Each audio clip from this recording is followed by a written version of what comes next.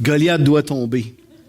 Une histoire qui est super connue et qui souvent est juste comme des fois reléguée à ce qu'on va dire comme à l'église des enfants, une belle petite histoire qui parle de comment on peut vaincre, tu sais, puis on apprend ça à l'école du dimanche, à l'église des enfants. Puis des fois, parce que c'est tellement familier, on oublie comme la portée que ça peut avoir dans chacun de nos vies. Fait qu'on va essayer de regarder cette histoire-là avec une fraîcheur, puis essayer de voir un peu certaines applications qu'on peut faire, qui peuvent vraiment, je pense, vraiment justement nous donner la victoire sur des choses dans nos vies. On va essayer de se l'appliquer. Il y a beaucoup de leçons, évidemment, dans cette histoire-là, qu'on pourrait prendre, beaucoup de choses. Mais moi, une chose que je veux juste qu'on s'arrête dessus, c'est que chacun d'entre nous, dans le fond, on a un ou des Goliaths qui nous empêchent d'entrer dans la destinée que Dieu a pour nous. Puis, évidemment, c'est une histoire qui s'est produite, c'est arrivé, mais c'est une histoire aussi pour nous faire comprendre qu'il y a des géants qui peuvent être dans nos vies, puis qui nous empêchent d'être ce qu'on voudrait être, ou bien non, ce que le Père désire que l'on soit. Et puis, il faut apprendre à les discerner, à les identifier, et ensuite, savoir comment les faire tomber. Ma prière, c'est que ce dernier message de 2017 soit un encouragement pour chacun d'entre vous pour l'année qui s'en vient. Pour qu'on arrive, puis pas nécessairement pour des résolutions, parce qu'on sait que des résolutions, c'est le fun. Moi, j'aime prendre des résolutions, mais habituellement, après 2 semaines, on les a toutes oubliées, ou ben on n'est plus capable de les faire. Tu sais, c'est la majorité des gens sont comme ça. Mais si au moins on pourrait arriver et dire, regarde, moi, cette année, là, il y a quelque chose, là. Il y a ce Goliath-là dans ma vie qui m'empêche réellement de faire ce que j'aimerais faire, de clencher pour Dieu, de grandir spirituellement ou de rentrer dans l'appel que Dieu a placé sur ma vie. On a tous été mis sur cette terre pour une raison. Puis le monde cherche cette raison-là. Tout le monde cherche cette raison-là. Des fois, il y en a qui la connaissent, cette raison-là, mais ils ne sont pas capables de l'atteindre. Ils ne sont pas capables de rentrer dedans parce qu'il y a ce géant-là dans leur vie. Fait qu'on va essayer de voir ça ensemble. Puis on va essayer de juste dire, OK, on peut-tu ensemble dire Goliath, mon Goliath, il doit tomber. Il faut qu'il tombe. Comme si, il y en a que c'est ce certain Goliath-là que ça fait des années qu'il est dans leur vie. Des années, année après année, on arrive, puis on vit toutes sortes de choses avec Dieu dans nos vies personnelles, puis on arrive, bang, face à Goliath encore. Puis, on dirait qu'on n'est pas capable de le vaincre. Je prie vraiment que cette année, on puisse, en tout cas, y faire mal en tabarouette. Vraiment lui donner l'assommer. Fait qu'on va tourner dans 1 Samuel, chapitre 17, puis je veux lire cette histoire-là. Eh oui, 58 versets. Fait que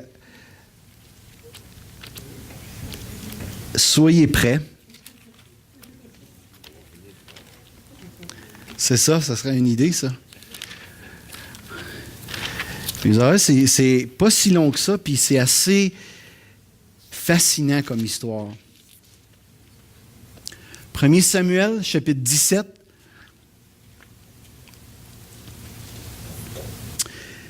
Les Philistins réunirent leurs armées pour faire la guerre, et ils se rassemblèrent à Soko, qui appartient à Juda. Ils campèrent entre Soko et Azekah, à Éphès-Damim.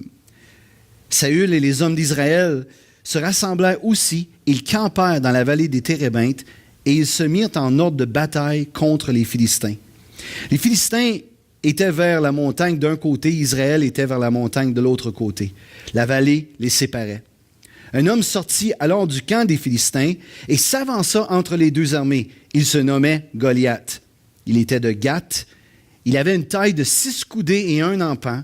Sur sa tête était un casque d'airain et il portait une cuirasse à écailles du poids de 5000 cycles d'airain. On va tout voir ça tantôt. Qu'est-ce que ça veut dire? Il y avait aux jambes une armure d'airain et un javelot d'airain entre les épaules. Le bois de sa lance était comme un anse souple de tisserand et la lance pesait 600 cycles de fer. Celui qui portait son bouclier marchait devant lui. Le Philistin s'arrêta et s'adressant aux troupes d'Israël rangées en bataille, il leur cria « Pourquoi sortez-vous pour vous ranger en bataille? Ne suis-je pas le Philistin et n'êtes-vous pas des esclaves de Saül, qui était le roi d'Israël? Choisissez un homme qui descende contre moi. S'il peut me battre et qu'il me tue, nous vous serons assujettis. Mais si je l'emporte sur lui et que je le tue, vous nous serez assujettis et vous nous servirez. » Le Philistin dit encore, « Je jette en ce jour un défi à l'armée d'Israël. Donnez-moi un homme et nous nous battrons ensemble. » Saül et tout Israël entendirent ces paroles du Philistin et ils furent effrayés et saisis d'une grande crainte. Or, David était fils de cet Éphrasien de Bethléem de Juda, nommé Isaïe, qui avait 8 fils et qui, du temps de Saül, était vieux, avancé en âge. Les 3 fils aînés d'Isaïe avaient suivi Saül à la guerre. Le premier-né de ces 3 fils, qui était parti pour la guerre, s'appelait Éliab, le second Abinadab et le troisième Shama. David était le plus jeune, il n'était même pas en âge de combattre dans l'armée. Et lorsque les 3 aînés eurent suivi Saül, David s'en alla de chez Saül et revint à Bethléem pour faire paître les brebis de son père. Le Philistin s'avançait matin et soir et il se présenta pendant 40 jours. Isaïe dit à David, son fils, « Prends pour tes frères cet épha de grains rôtis et ces 10 pains et cours au camp vers tes frères. Porte aussi ces 10 fromages au chef de leurs milliers. Tu verras si tes frères se portent bien et tu m'en donneras des nouvelles sûres. » Ils sont avec Saül et tous les hommes d'Israël dans la vallée des Térébintes faisant la guerre aux Philistins. David se leva de bon matin, il laissa les brebis à un gardien, prit sa charge et partit comme Isaïe le lui avait ordonné.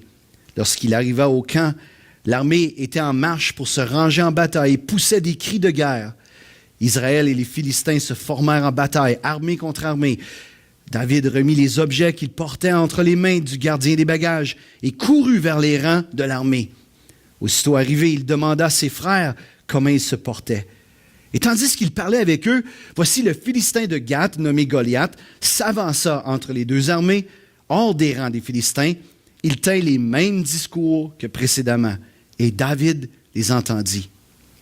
À la vue de cet homme, tous ceux d'Israël s'enfuirent devant lui et furent saisis d'une grande crainte.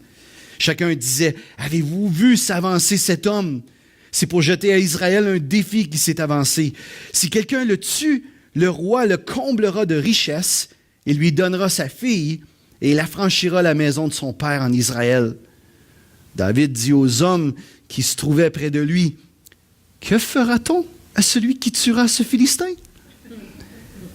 Et qui ôtera l'opprobre de dessus Israël?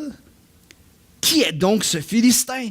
C'est incirconcis pour insulter l'armée du Dieu vivant. » Le peuple, répétant les mêmes choses, lui dit, « C'est ainsi que l'on fera à celui qui le tuera. » Éliab, son frère aîné, qui l'avait entendu parler à ses hommes, fut enflammé de colère contre David, et il dit, « Pourquoi es-tu descendu?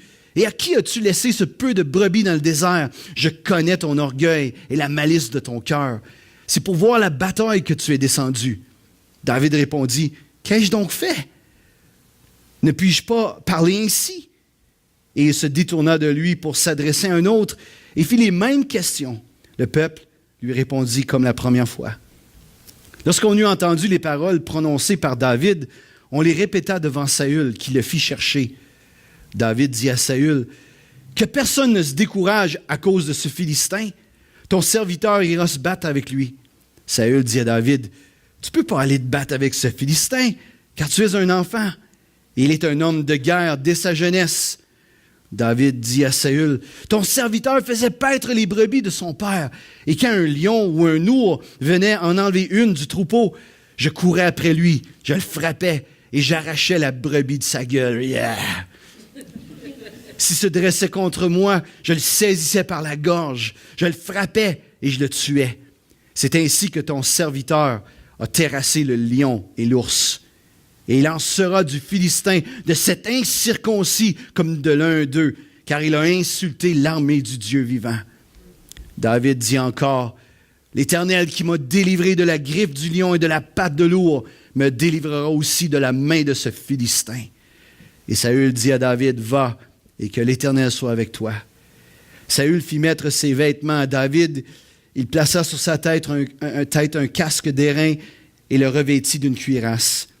David ceignit l'épée de Saül par-dessus ses habits et voulut marcher, car il n'avait pas encore essayé. Mais il dit à Saül, « Je ne puis pas marcher avec cette armure, je ne suis pas habitué. » Et il s'en débarrassa. Il prit en main son bâton, choisit dans le torrent 5 pierres polies et les mit dans sa gibecière de berger et dans sa poche. Puis, sa fronde à la main, il s'avança contre le Philistin. Le Philistin s'approcha peu à peu de David et l'homme qui portait son bouclier marchait devant lui. Le Philistin regarda et lorsqu'il aperçut David, il le méprisa, ne voyant en lui qu'un enfant blond et d'une belle figure. Le Philistin dit à David, « Suis-je un chien pour que tu viennes à moi avec des bâtons? » Et après l'avoir maudit par ses dieux, il ajouta, « Viens vers moi, et je donnerai ta chair aux oiseaux du ciel et aux bêtes des champs. » David dit aux Philistins, « Tu marches contre moi avec l'épée, la lance et le javelot. Et moi, je marche contre toi au nom de l'Éternel des armées, du Dieu de l'armée d'Israël que tu as insulté. Aujourd'hui, l'Éternel te livrera entre mes mains, et je t'abattrai et je te couperai la tête. Aujourd'hui, je donnerai les cadavres du camp des Philistins aux oiseaux du ciel et aux animaux de la terre. Et toute la terre saura qu'Israël a un Dieu. Et toute cette multitude saura que c'est ni par l'épée, ni par la lance que l'Éternel sauve, car la victoire appartient à l'Éternel, et il vous livre entre nos mains. » Aussitôt que le Philistin se mit en mouvement pour marcher au-devant de David, David courut sur le champ de bataille à la rencontre du Philistin. Il mit la main dans sa gibecière, il prit une pierre et la lança avec sa fronde.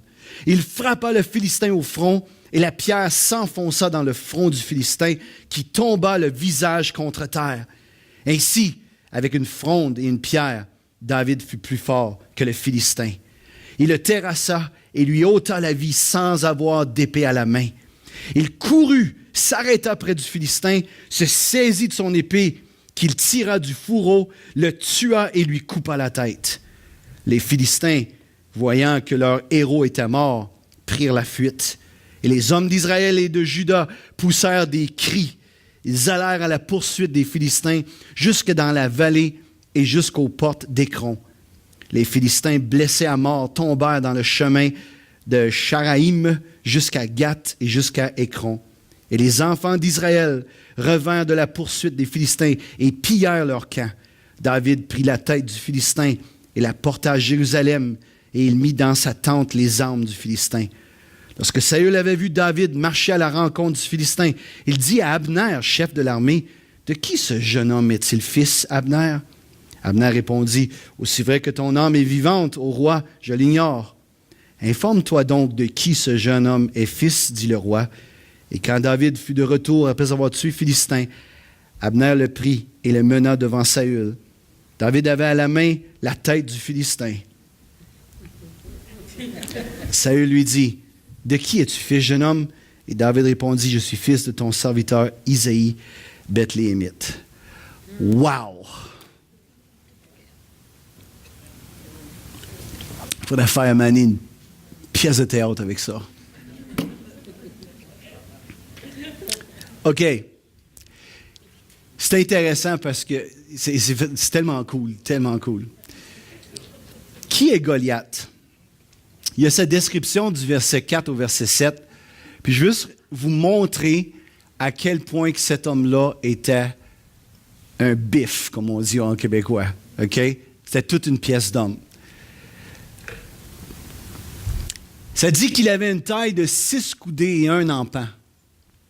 Ça, c'est à peu près 9 pieds, 9 pouces de haut. OK? Voulez-vous savoir c'est quoi 9 pieds, 9 pouces? C'est jusqu'à peu près là. Vous voyez pas? À peu près là. Est-ce que vous voyez? OK. Fait qu'imaginez moi à côté de Goliath.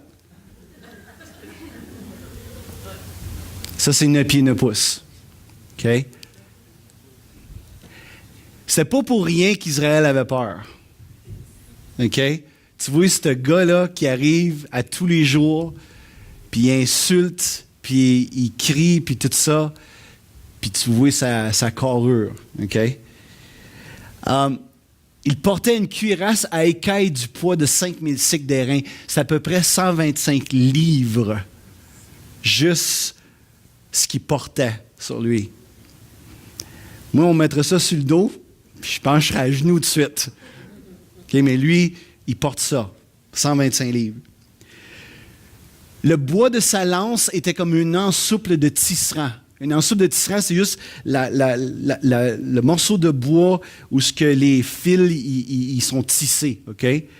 Et les exégètes bibliques vont dire que ça avait à peu près 6 pieds de long. Ça, c'est sa lance. OK? 6 pieds de long.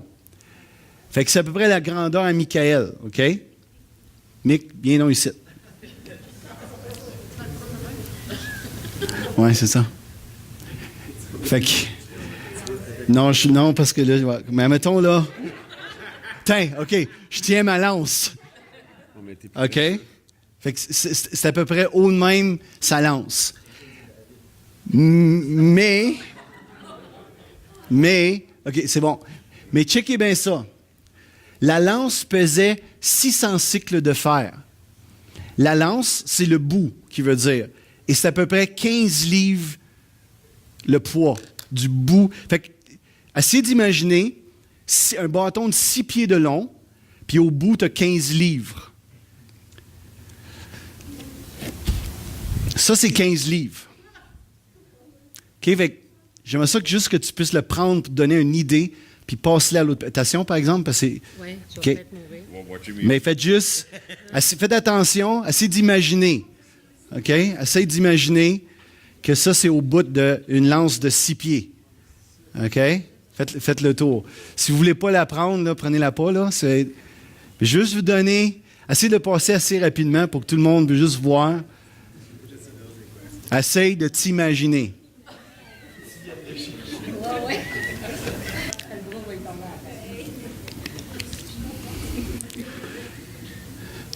OK? Essayez d'imaginer que ça, c'est le poids, le début, le bout de la lance. Fait que, essayez, pour ceux, les gars peut-être, là, faites juste la mettre au bout de votre bras, là. 15 livres, c'est quand même, hein? Ouais. On t'a pas vu.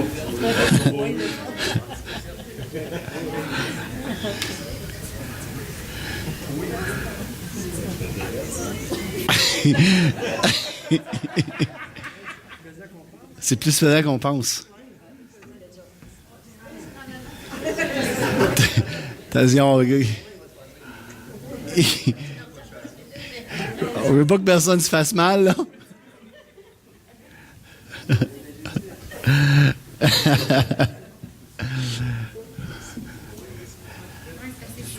OK?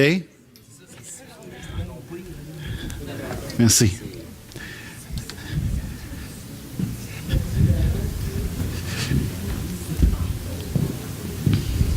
Merci. Fait que c'est juste pour vous donner une idée de la grosseur de cet homme-là, de la force de cet homme-là. Une force brute. Des fois, on regarde ça, puis on a de la misère à s'imaginer comment terrorisant il peut être.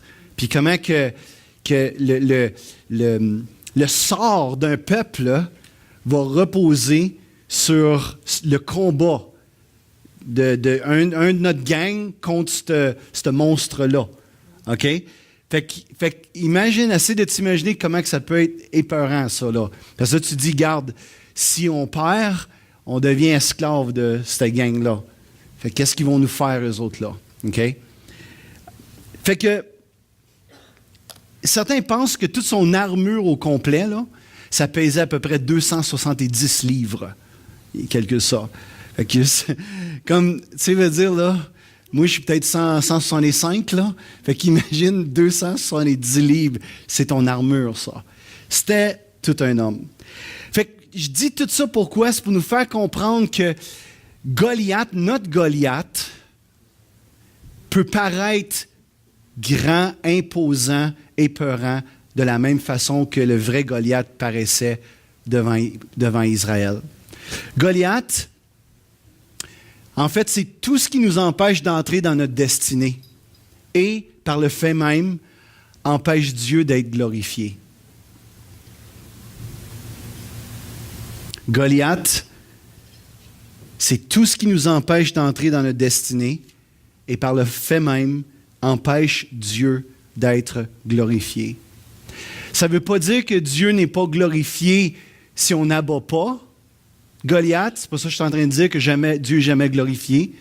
Mais je suis en train de dire qu'il y a toute une étape qui est devant nous, qui est à notre portée, mais Goliath est là et nous empêche.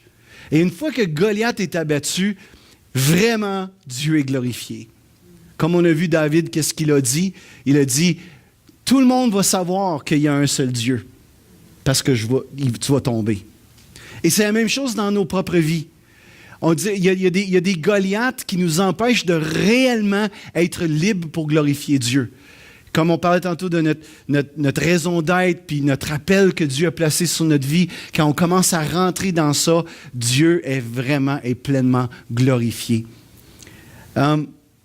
Fait que, essaie de penser que Dieu est glorifié quand j'entre dans ma destinée.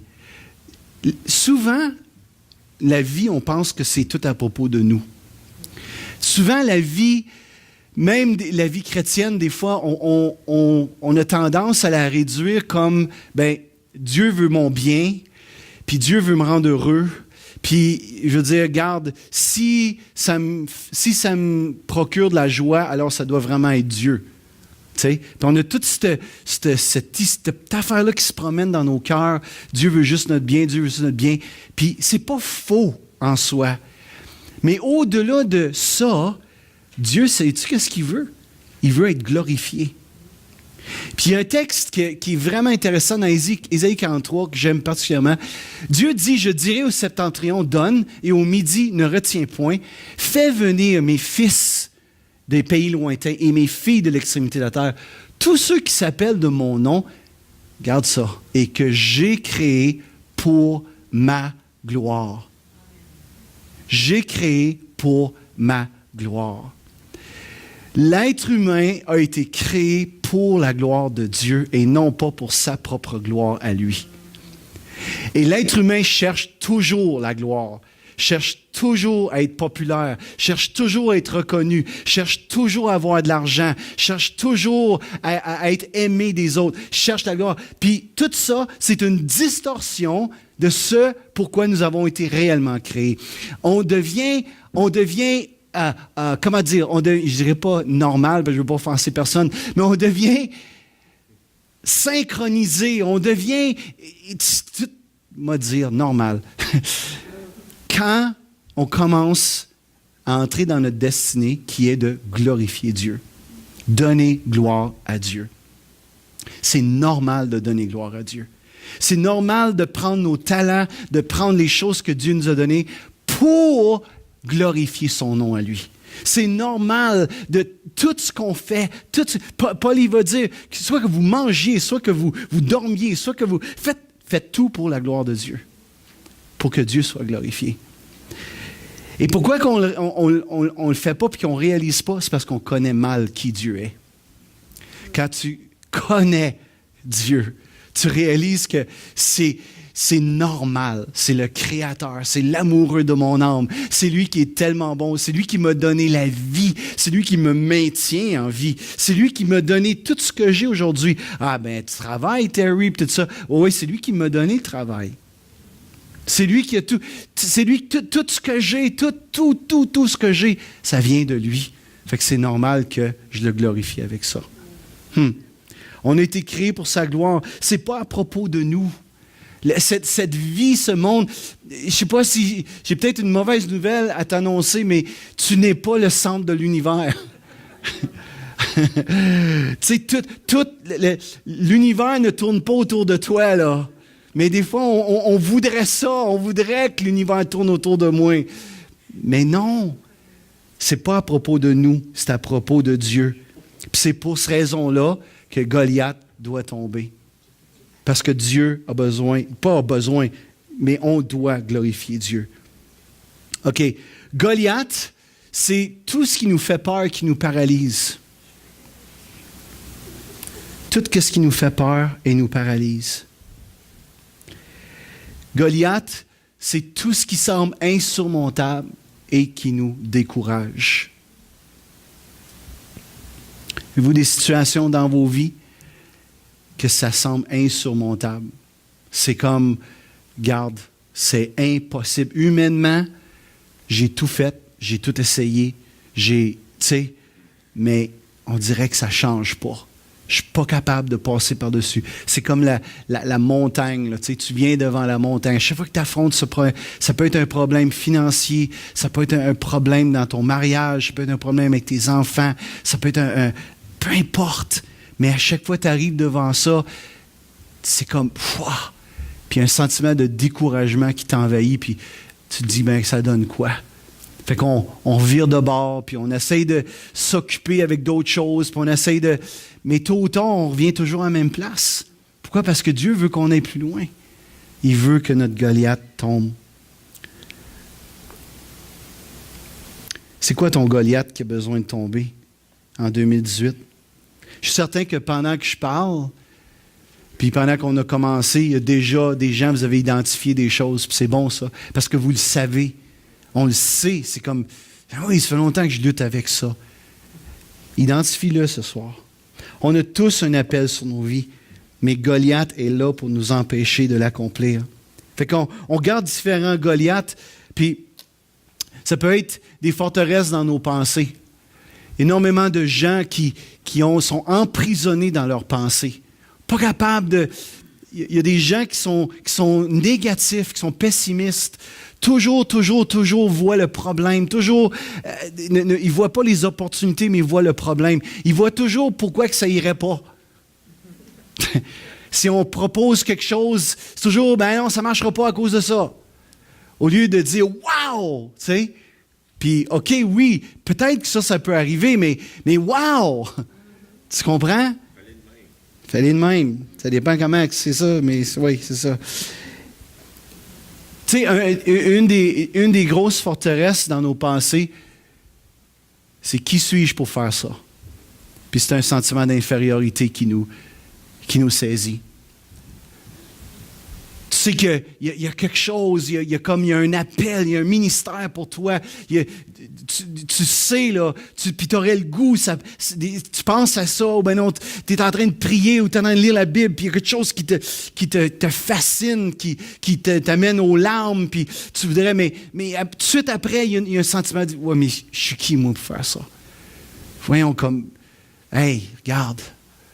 Tu sais, ici, au Témiscamingue, c'est une chose que je pense qu'on a vraiment besoin souvent de confronter un sentiment d'infériorité parce qu'on est cette région qui est éloignée, puis on n'est pas nombreux. Puis, tu sais, c'est une des raisons pourquoi je veux qu'on prie sincèrement, puis, tu sais, solidement pour la prospérité.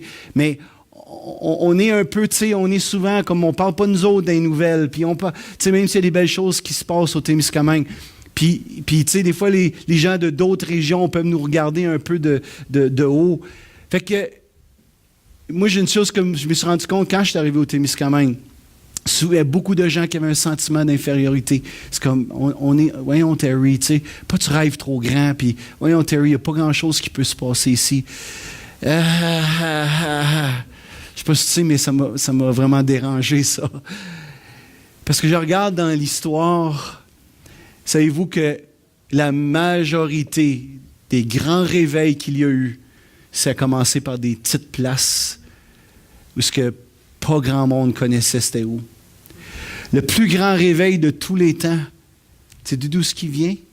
De Nazareth. Puis il y avait une pensée qui se disait à cette époque-là, il disait, y a-t-il quelque chose de bon qui peut venir de Nazareth? Hein? Ouais. Juste le sauveur du monde. Mais Jésus n'est pas venu de Jérusalem, de la ville de l'époque. Il est venu de la campagne, de Nazareth. Puis on a besoin de comprendre ça. Tu sais, qu'on peut être dans une région éloignée, puis on peut être, puis peut-être que tu viens d'une famille qui n'a pas d'argent, puis qui n'a pas d'influence, puis tu n'as pas eu beaucoup d'opportunités dans ta vie. Dieu choisit les choses folles du monde pour confondre les sages. Regarde-moi. Regarde, Marie-Claude. Regarde. Choisis les choses folles du monde pour confondre la sagesse des sages. Fait que, il y a ce sentiment-là qui vient. Mais ça, c'est un Goliath. C'est un Goliath qui vient devant toi. Puis c'est un esprit pour venir te décourager. Puis dire non, tu n'es pas capable. Tu ne seras pas capable, arrête de rêver grand. Puis ça mène justement à l'autre. Je ne suis pas capable. C'est le sentiment d'impuissance. C'est souvent mêlé ensemble, ça, le sentiment d'infériorité et le sentiment d'impuissance. C'est comme, je ne suis pas capable. Ben voyons donc. J'ai pas l'argent, j'ai pas le savoir, j'ai pas les études, j'ai pas ci, j'ai pas ça. Puis ça nous arrête. Encore une fois, si tu regarderais les gens qui ont fait une différence dans ce monde, si je prendrais le temps pour vous montrer des personnages historiques qui ont changé des choses, qui ont apporté une différence dans le monde, beaucoup n'avaient pas d'éducation, n'avaient pas d'argent, puis ils venaient de nulle part. Ça nous ressemble des fois. Est-ce que ça me ressemble, moi? Aïe, aïe. Peur de l'échec. Peur d'échouer, tu sais. Beaucoup de gens sont paralysés par ça. Parce que, hey, tout d'un coup, que ça ne marche pas. Tout d'un coup, ça marche. Oui, c'est ça. Mais là, je suis en train de parler de Goliath, OK? Laisse-moi finir de parler de Goliath. Après ça, on va... Ben des gens, c'est ça qu'ils disent tout d'un coup que ça ne marche pas. Hey, si ça ne marche pas, je vais avoir l'air d'une belle dinde, c'est le temps des fêtes. Je vais avoir l'air d'un colon, moi, là. Au moins, j'ai essayé, hein. Mais il y a du monde qui sont pas capables d'essayer parce qu'ils ont tellement peur de ça. Peur de l'échec. Manque de pardon. Savais-tu que ça peut être un Goliath dans ta vie? Parce que quand tu ne pardonnes pas, tu es pogné avec toutes sortes d'amertume. Toutes sortes de jugements, toutes sortes de choses envers la personne qui t'a offensé. Savais-tu que des fois, tu peux manquer de pardon envers toi-même? Parce que peut-être que toi, tu as fait une erreur dans le passé, puis tu as de la misère à te pardonner, puis c'est ça qui t'empêche d'avancer. Ça peut être ton Goliath, ça. Le manque de pardon envers toi-même. Wow! C'est ça qui te paralyse. À chaque fois que tu arrives pour tenter quelque chose, c'est cette voix-là qui vient. Ah ouais, mais tu te souviens-tu, qu'est-ce que tu as fait? Puis ça t'arrête. Tu dis, ouais, c'est vrai. Puis tu t'accordes avec ce mensonge-là. Tu donnes foi, tu donnes raison à ce mensonge-là. C'est une vérité, mais si tu as demandé pardon, c'est rendu un mensonge, dans le sens que c'est pardonné. Amen? Tu comprends ce que je veux dire? Si tu as demandé pardon à Dieu, c'est pareil comme si tu ne l'avais jamais fait.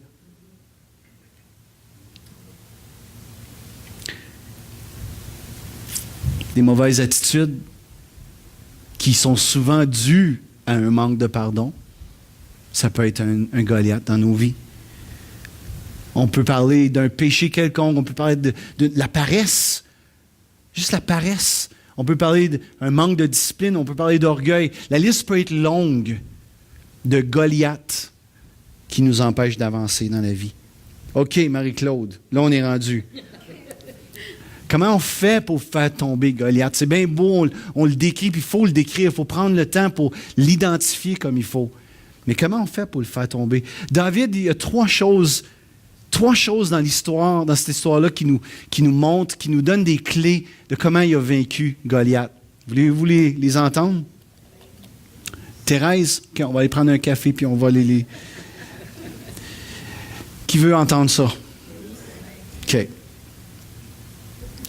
La première chose, c'est d'avoir à cœur la réputation de Dieu. Avoir à cœur la réputation de Dieu. On va regarder encore quelques versets. Versets 26, 36 puis 45, OK? David qui vient devant Goliath, il s'est dit, David dit aux hommes qui se trouvaient près de lui, « Que fera-t-on à celui qui tuera ce Philistin et qui ôtera l'opprobre de dessus Israël? Qui est donc ce Philistin, cet incirconcis, pour insulter l'armée du Dieu vivant? » Verset 36.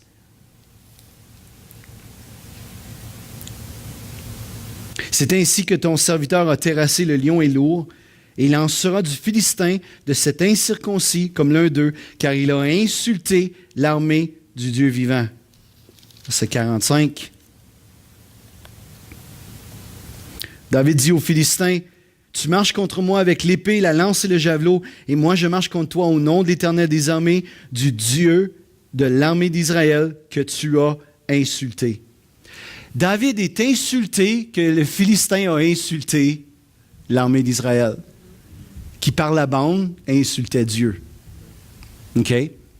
Et une des choses qui brûle dans le cœur de David, qui le fait sortir du rang de toute l'armée, c'est cette passion pour la réputation de Dieu.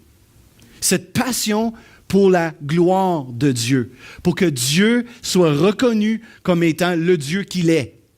Okay? Le Dieu puissant, le Dieu bon, le Dieu créateur. Et David, c'est quelque chose qui le consume. Fait que, imaginez la scène, là. 40 jours, matin et soir, le Philistin vient, insulte l'armée, puis la seule chose que la gang a à faire, c'est de trembler. La seule chose qui sont totalement paralysés.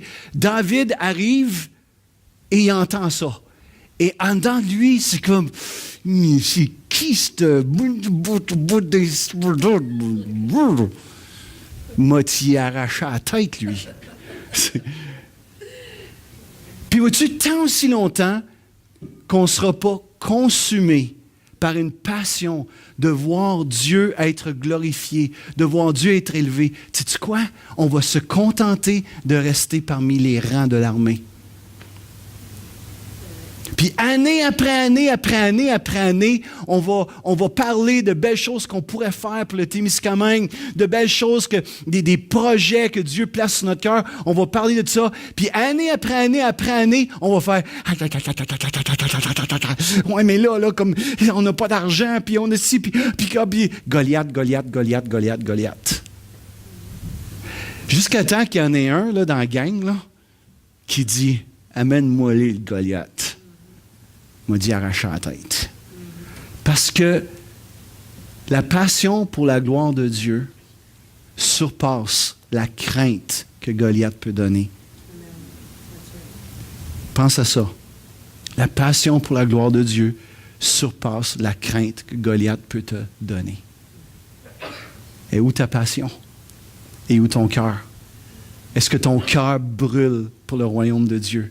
Est-ce que ton cœur brûle pour voir le Témiscamingue? Frères et sœurs, juste, s'il vous plaît, écoutez-moi. On a une chance à cette game-là. On a une fenêtre d'opportunité. Puis c'est notre temps, notre vie. On a juste une. On a juste une vie pour faire une différence ici au Témis. Puis peu importe d'où tu viens, prends ce message-là pour toi, pour ton coin de pays. J'ai une vie pour changer la vie de gens autour de moi. J'ai une vie pour glorifier Dieu. J'ai une vie pour que le monde sache que Dieu est vrai et qu'il est bon. Parce que le monde aujourd'hui, avec tout, comme on a vu dans les derniers temps, toute la connaissance qu'il y a, tout ce qu'il y a, l'effusion de connaissances, avec toute la sagesse du monde, le monde n'a pas connu Dieu. Puis le monde ne peut pas connaître Dieu. Parce que c'est seulement lorsqu'on se repent et qu'on reconnaît la sagesse de Dieu qui est venu mourir sur une croix pour nos péchés. C'est la folie aux yeux des hommes, mais c'est la sagesse de Dieu. On a besoin d'être consumés par ça. Et David, il l'est. David connaissait Dieu. David était dans les champs, puis il était ce simple petit berger. À 15-16 ans, David vient devant Samuel, et Samuel le oint comme roi. À 15-16 ans. Il est juste un jeune. Juste là, il a peut-être 16-17 ans, David. Mais vois-tu, pendant sa jeunesse, David est là dans le champ, puis il est en train de prier puis de louer le Seigneur. Puis le Seigneur est en train de lui donner des révélations de qui est. L'Éternel est mon berger. Je ne manquerai de rien. Il compose ça, lui, alors qu'il est avec les brebis, puis qu'il est un nobody, comme on dirait. Puis des fois, on pense qu'on perd notre temps lorsqu'on prend du temps avec le Seigneur. On perd notre temps à prier, on perd notre temps. Ce qui m'amène au deuxième point, comment on peut faire tomber Goliath. Il ne faut jamais mépriser les épreuves ou les difficultés dans lesquelles on se trouve.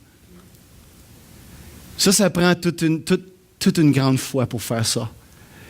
Parce qu'on a tendance à maudire les épreuves et les difficultés.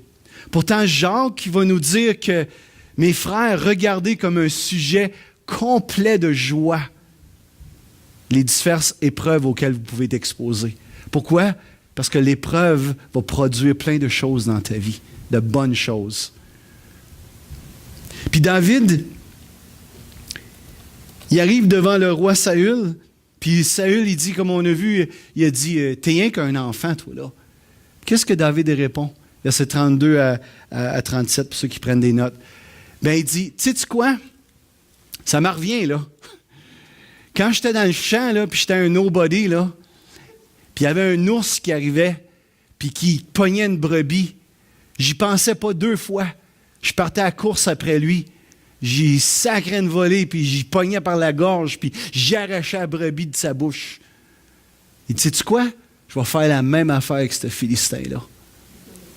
Je suis certain que David, quand il pense à ça, puis peut-être qu'il était là, puis avec les brebis, c'était pas nécessairement les moments les plus fun. Ben oui, dans un sens, parce qu'il réussit à les vaincre, mais de voir un lion s'approcher, je sais pas, tu sais, veut dire, me semble, ce serait plus le fun que ça irait smooth, là, tu sais. Je m'apporte les brebis, il broute un peu de foin, on retourne. Tu sais, c'est cool, il n'y a pas trop d'incidents. Mais il fallait toujours qu'il soit aux aguets, il fallait toujours que ça... C'était pas tu sais, tu comprends ce que je veux dire? Il me semble qu'il serait passé de ça. Mais pourtant, c'est dans ces moments-là qu'il a développé l'habileté de tuer Goliath. C'est fou quand tu penses à ça. C'est fou quand tu penses que dans nos épreuves, des endroits qu'on aimerait mieux être ailleurs, personne n'aime être là, en plein milieu de l'épreuve, mais quand je suis là et que j'apprends la leçon que Dieu veut m'enseigner, c'est quelque chose que je vais me servir plus tard dans ma vie pour vaincre les Goliaths. C'est incroyable quand tu penses à ça. Fait qu'il y a des gens que, pour une grande partie de leur vie, ils n'apprennent pas les leçons. Puis ils sont dans les épreuves, puis dans les épreuves, mais ils n'apprennent pas, ils ne s'arrêtent pas pour dire « OK! C'est quoi là que j'ai besoin d'apprendre là-dedans? » Puis puisqu'ils n'ont pas cette attitude-là, l'épreuve va revenir, puis l'épreuve va revenir. Mais Goliath est vaincu par ceux qui ont appris les leçons. Goliath est vaincu par ceux qui ont appris les leçons. Goliath a fait sortir tout ce qui était à l'intérieur de David. Et Goliath va toujours faire ça. Goliath va toujours faire sortir ce qui est à l'intérieur de toi, bon ou mauvais. C'est puissant, ça. Il y en a qui n'ont pas catché ça. Goliath, ton Goliath, va toujours faire sortir ce qu'il y a en toi. La colère, l'amertume, tu sais, ou bien le héros. Le héros qui a été formé dans le secret. Il y a un autre, pendant que je parle de ça, je n'arrête pas de penser à Élie. Élie qui est un des grands prophètes de l'Ancien Testament. Savez-vous que Élie a été formé. Il est arrivé sur scène dans 1er Roi 17, si ma mémoire est bonne. Il arrive de même, boum. Puis la première chose qu'on voit qu'il y fait, il dit « Ainsi parle l'Éternel ». Il parle au roi Akab, le roi d'Israël. Il n'est pas arrivé juste de même, Élie. Élie a été formé dans le désert, dans le secret, pendant des années, pendant que personne ne voyait. Pendant qu'il n'était pas sur le stage, pas en tout. Puis il était formé dans l'épreuve, formé dans les difficultés de la vie. Puis à un moment donné, il arrive devant son Goliath, qui est le roi Akab, le roi d'Israël. Y a-t-il quelqu'un qui catch ça à soir? En 2018, là, on est à l'aube de 2018. On a ces Goliaths-là devant nous autres. Ah. Mais 2017, ça a été le terrain d'entraînement. 2016, ça a été le terrain d'entraînement. Toutes ces années-là nous ont entraînés pour qu'on arrive devant Goliath, puis qu'on y pitch la roche dans le front. All right? Fait qu'apprends les leçons. Apprends les leçons. La dernière chose, qui est la chose la plus spirituelle, se servir des récompenses comme motivation. On ne peut pas nier quelque chose dans cette histoire-là. Puis je vais te faire exprès, j'ai mis une emphase dans ma voix quand je l'ai lu. David y arrive, puis il voit les Philistins. La première chose que David il dit, c'est quoi qu'on va faire au gars qui va tuer... Ah ben, on va lui donner la fille du roi, puis on va le couvrir de richesses, puis on va affranchir la maison de son père. Ça veut dire qu'il n'y aura plus de taxes pour la vie. Il ne sera plus imposé, plus de taxes. Ce serait le fun, ça, hein? Plus de taxes. Hein? Oui, on aimerait ça, Merlin. Puis ça semble tellement pas spirituel, ce point-là, comparé aux deux autres points, mais c'est quand même la réalité. David, je suis convaincu que sa motivation première, c'est la gloire de Dieu. Il l'a dit à 3 reprises, qui a insulté, t'as insulté. Mais il y avait quand même quelque chose qui l'aidait un petit peu. C'est de savoir que je vais marier la plus belle fille du pays, je vais être riche à craquer, puis la famille de mon père n'a plus jamais de taxes. Entre vous et moi, c'est pas une petite motivation, ça? On a de la misère à catcher ça, nous autres, en tant que croyants, parce qu'on pense que c'est pas spirituel, puis c'est sûr qu'il faut faire attention à nos motifs. C'est sûr que si on sert Dieu juste pour les récompenses, on passe à côté de la traque. Mais néanmoins, dans la Bible, une grande place est accordée aux récompenses. À ceux qui servent Dieu, ceux qui donnent leur vie au Seigneur, ils seront récompensés. Puis on ne peut pas nier ça. Puis on dirait que Dieu, moi je pense vraiment que le Père, il comprend notre humanité. Puis il nous comprend qu'il y a des fois, il y a des moments dans notre vie qu'on a besoin d'un peu de motivation. Je serais menteur si je ne vous dirais pas qu'il y a des fois où est-ce que je me dis, ouais, ça vaut-tu vraiment la peine?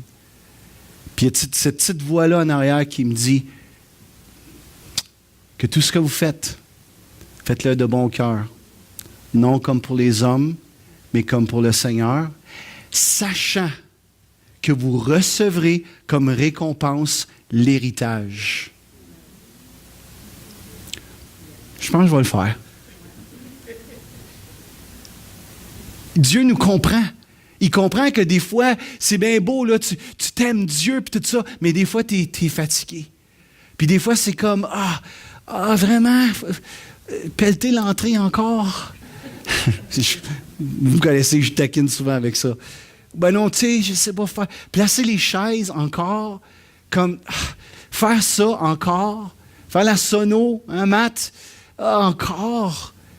Comme, que tout ce que vous faites, faites-le de bon cœur, non comme pour les hommes, mais comme pour le Seigneur, sachant que vous recevrez comme récompense l'héritage.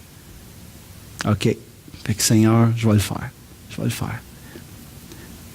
Dans Marc 10, versets 24 à 30, à un moment donné, Jésus est en train de parler, puis Puis les apôtres arrivent devant Jésus parce qu'il est en train de parler de cette histoire-là que les riches, c'est dur pour les riches de rentrer dans le royaume des cieux. Il va dire que c'est plus dur pour un riche de rentrer que d'un chameau de passer par le trou d'une aiguille. Hein? Beaucoup de monde connaissent ça. C'est plus dur pour un riche de rentrer dans le royaume des cieux que d'un chameau de passer par le trou d'une aiguille. Imagine, tu entends ça. Puis Jésus est en train de discourir là-dessus. Les apôtres sont là. Puis à un moment donné, les apôtres, ils disent, Pierre, il vient devant lui, il dit, « Ouais, mais là, Seigneur, c'est impossible d'être sauvé. » Puis Jésus dit, « C'est impossible aux hommes, mais c'est possible à Dieu. » Puis Pierre, il dit, écoute ce que Pierre, il dit. Pierre, il arrive puis il dit, « Seigneur, on a tout quitté pour te suivre. On a tout quitté. On a quitté nos terres. Pierre avait quitté sa business. Il avait quitté toute sa famille pour suivre Jésus. On a tout quitté. » Puis c'est qu'est-ce que Jésus répond? Il dit, tu quoi? Il n'y a personne qui a quitté son père, sa mère, ses terres, ses frères, ses choses mêmes, qui ne recevra pas au centuple, dans le siècle présent et dans le siècle à venir, des frères, des sœurs, des terres, des ci, des ça. Qu'est-ce que Jésus est en train de faire, là? Il est en train de les encourager avec la récompense. Parce qu'il connaît notre humanité. Puis, le fait de servir Dieu, notre premier motif, c'est la gloire de Dieu, c'est certain. Mon premier motif, c'est de voir la gloire de Dieu. Mais comme j'ai dit, en étant très franc avec vous, il y a des temps où est-ce que j'ai besoin de penser aux récompenses. Il y a des temps où est-ce que des fois, on fait quelque chose à l'Église, puis comme il n'y a pas grand monde qui vient, puis il peut y avoir ce Goliath du découragement qui vient. Puis une des façons de l'abattre puis de continuer, c'est de dire non, il y a des récompenses au bout de ça. Le fait de lire la parole, le fait de juste dire, OK, je vais me discipliner. En 2018, je veux être un homme, une femme de Dieu. Je veux servir le Seigneur. Puis il y a le Goliath qui dit, tu ne seras jamais capable. Puis il y a une récompense au bout de ça. Puis des fois, c'est juste l'encouragement qui m'aide à continuer. Est-ce que vous comprenez ça? Yeah. Fait que, ce soir, quel est ton Goliath? Quel est ton Goliath qui t'empêche de répondre à l'appel que Dieu a mis sur ta vie? Identifie-le, puis combat-le au nom de Jésus. Comment? Mais moi, je pense qu'on a 3 clés ici. Demande à Dieu qu'il te donne un cœur pour sa réputation, pour sa gloire. Demande-y. Seigneur, j'ai besoin de ça. Seigneur, il me semble que je ne pense pas souvent à ta réputation. Je ne pense pas souvent à avoir... Tu sais, c'est drôle, hein? C'est une des prières que, en tout cas au Québec, que presque tout le monde en a appris. Le Notre Père. Puis en commençant, le Notre Père nous parle d'élever le nom de Dieu. Notre Père, qui es aux cieux, que ton nom soit sanctifié. Ça veut dire quoi, ça? Ça veut dire que ton nom soit élevé, que ton nom soit sanctifié, soit révéré, soit reconnu comme étant le seul nom qui sauve, le seul nom au-dessus de tout nom. Tu comprends? C'est dans ce sens-là. Puis on prie ça, puis en tant qu'enfant, je me souviens, à tous les soirs avant de me coucher, j'ai répété... J'ai fait mes devoirs religieux, tu sais, sans réaliser que cette prière-là me demande d'avoir à cœur la gloire de Dieu, la réputation de Dieu. Mais qu'on puisse se demander à Dieu, Seigneur, donne-moi ce cœur-là. Deuxièmement, Seigneur, donne-moi d'apprendre les leçons dans les épreuves dans lesquelles je suis. Y a-t-il des leçons que j'ai à apprendre en ce moment? Peut-être tu vis une épreuve. Demande-lui, Seigneur, c'est quoi la leçon? Puis troisièmement, pense aux récompenses. Ouais. Pense aux récompenses. Tu sais, qu'est-ce qui est plate? C'est que David, après ça, si tu continues à lire l'histoire, ben, il n'a pas eu la fille du roi. Saül était tellement épouvantable qu'il l'a donné à un autre. Et imagine-toi, T'es-tu fier, là?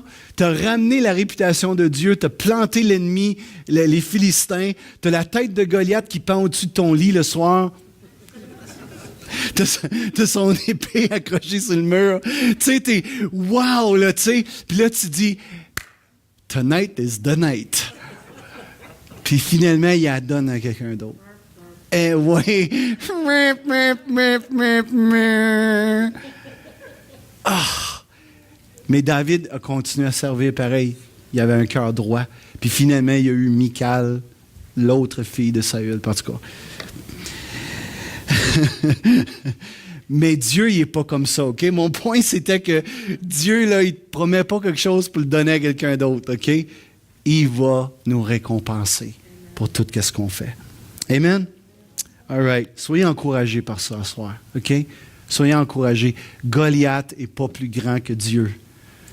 Puis il n'est même pas plus grand que toi.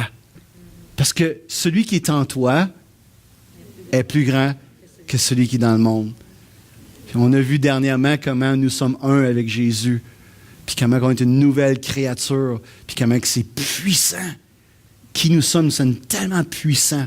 C'est juste qu'on ne le sait pas. Fait que sache-le ce soir. OK? On va se lever ensemble.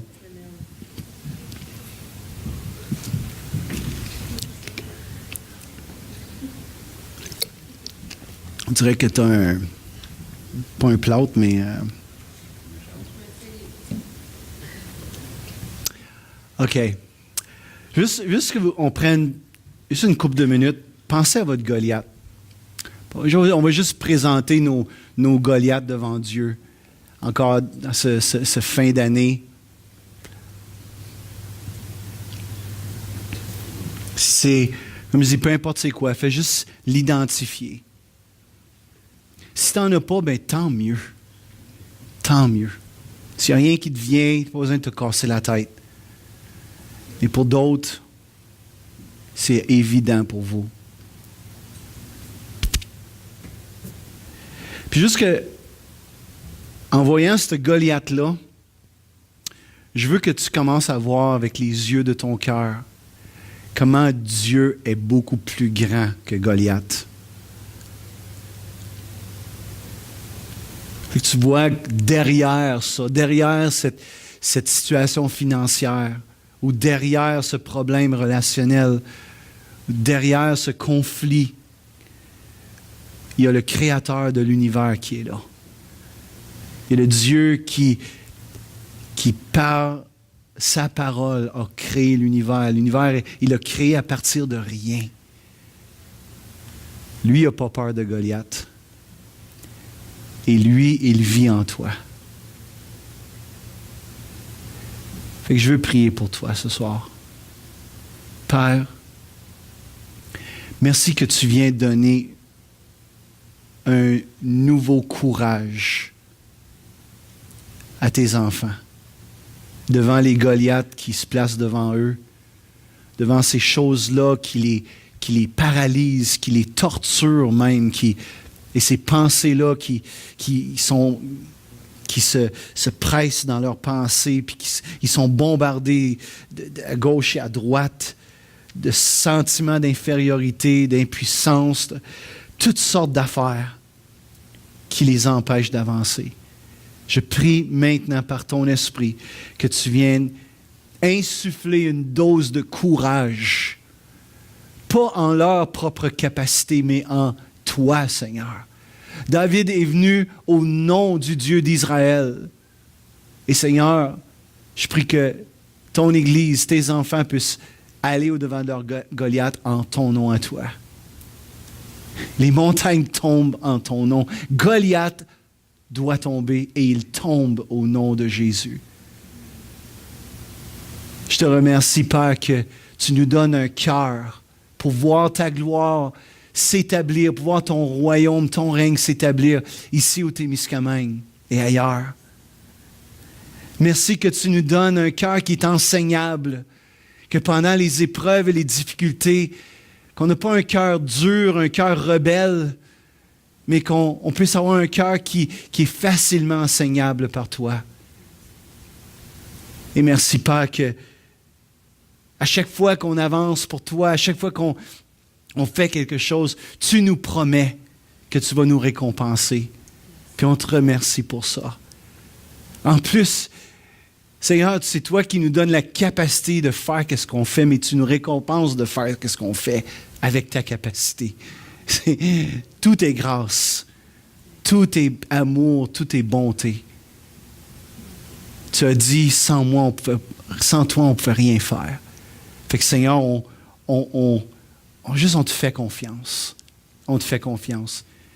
Et je prie que s'il y a des stratégies qui ont besoin d'être downloadées pour détruire les Goliaths, que tu viennes le faire, Seigneur. Révèle des stratégies dans le précieux nom de Jésus. Amen. Puis juste prier à l'aube de cette nouvelle année, la bénédiction sur chacune de vos vies, de nos vies. Père, on veut te remercier pour 2017. Tu dis dans ta parole de rendre grâce pour toutes choses. Et on veut te rendre grâce. Pour certains, ça n'a pas été facile. Il y a eu des épreuves, il y a eu vraiment des choses difficiles qui sont passées. Mais à travers de tout ça, on veut te rendre grâce. Tu demeures fidèle. Tu demeures celui qui soutient nos vies. Tu es notre vie, Jésus. Et on te dit merci. Merci pour toutes les bénédictions. Ils sont trop nombreuses pour nous de même les compter, les raconter. On veut te dire merci pour ça. Et je prie que 2018 soit une année encore de bénédiction, une année de prospérité pour chaque personne ici, pour ton Église, une année où ce que les gens, chaque personne va découvrir leur raison d'être. Yeah. Chaque personne va trouver sa place dans ce monde. Puis merci pour ça. Une année où ce que tu vas continuer à révéler ton amour, ta bonté, ta puissance. Une année où on va grandir en toi. Merci pour ça. Fait que merci que tu changes les négatifs en positifs. Et que tu nous fais entrevoir 2018 comme une année de fun, une année de yes! Ça va être excitant cette année qui s'en vient. Merci pour ça. Au nom de Jésus. Amen. Yes!